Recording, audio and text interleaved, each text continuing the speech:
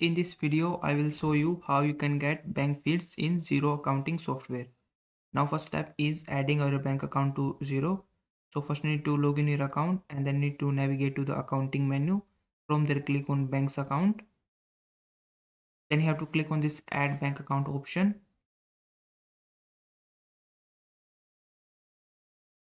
Then simply type the name of your bank in this area in this search bar and then select the bank from here. And then you just have to enter the details of your bank.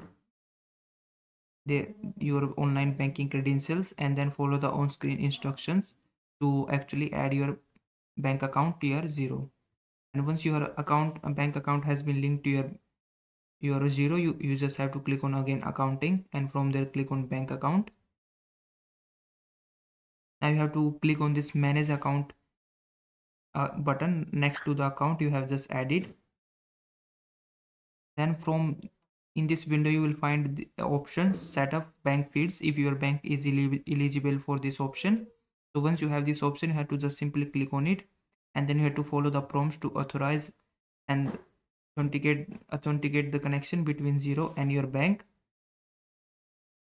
After you have set up this bank feeds, you can simply refresh the bank feeds.